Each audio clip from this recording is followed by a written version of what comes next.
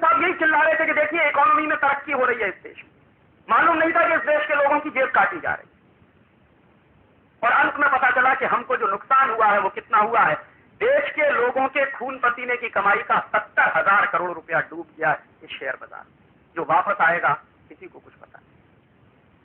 और मैं पूछता हूं कि ऐसे समय में मनमोहन सिंह को ला के चौराहे पे कम से कम 2-4 बातें पूछ तो लेनी चाहिए कि एक जमाने में आप चिल्लाया करते थे पार्लियामेंट के अंदर कि देखिए ये मेरे लिबरलाइजेशन का कमाल है कि शेयर बाजार चल रहा है, फिर क्या हुआ इसमें, क्यों डूब गया 70,000 करोड़ रुपया, कौन जिम्मेदार है इसका?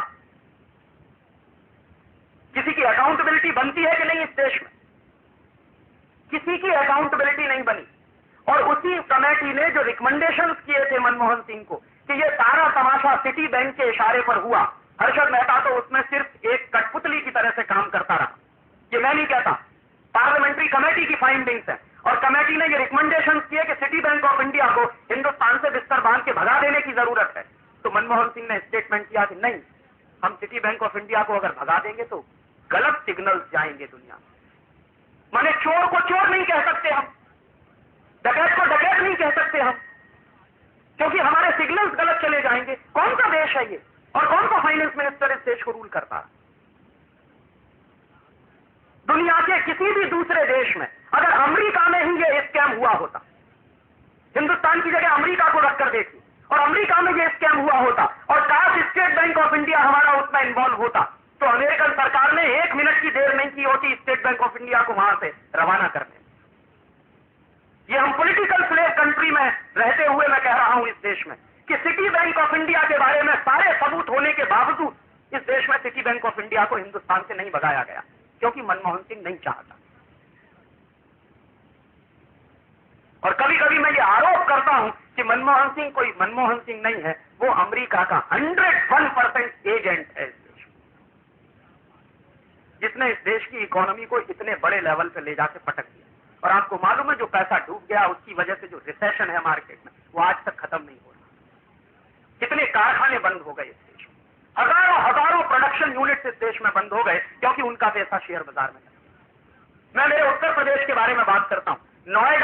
नोएडा के आसपास करीब 80,000 छोटे छोटे प्रोडक्शन यूनिट्स थे जो डूब गए क्योंकि उनका पैसा शेयर बाजार में फंस गया, वो चल नहीं सकता। और कितने ऐसे लोग हैं जिनको मैं पर्सनली जानता हूं कि जो करोड़पति बनने चले थे रोडपति हो गए, सड़क पे खड़े, डूब गया पैसा शेयर बाजार। और ये जो डूबा हुआ पैसा है इसको वापस निकालने के लिए न मनमोहन सिंह के पास कोई तरकीब है, न चिदंबरम के पास कोई। कैसे आएगा ये पैसा? ये ग्लोबलाइजेशन नहीं हुआ, ये लिबरलाइजेशन नहीं हुआ, आपकी लूट हुई। लूट होने के तरीके बदलते रहते हैं। पहले ईस्ट इंडिया कंपनी आती थी, अंग्रेज आते थे तो बंदूक और तलवार के दम पर लूट कर ले जाते थे आपसे। और अब तरीका बदल दिया है, ग्लोबलाइजेशन और लिबरलाइजेशन के नाम पर आते हैं और आपके देश से 70,000 करोड़ लूट कर ले जाते हैं और आप खामोशी के साथ बैठे बैठे देख रहे हैं। पता नहीं कब हर्षद मेहता को इस देश में फांसी की सजा मिलेगी, मुझे मालूम नहीं, पता नहीं कब मिलेगी।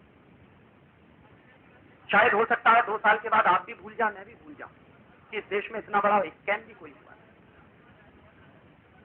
और आप देख लीजिए जब से ग्लोबलाइजेशन और लिबरलाइजेशन है तो ये स्कैम का ही हिस्सा, जिसको आप ग्लोबलाइजेशन कहते हैं वो स्कैम का ही एक दूसरा हिस्सा। जितने तेजी से ग्लोबलाइजेशन चला उतनी तेजी से इस देश में घोटाले चले।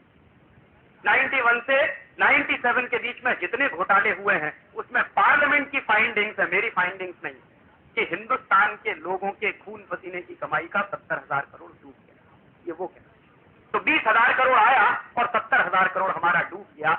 ये है ग्लोबलाइजेशन का असली पिक्चर। कोई पूंजी वहां से आ नहीं रही है, आपका लूट करके आपके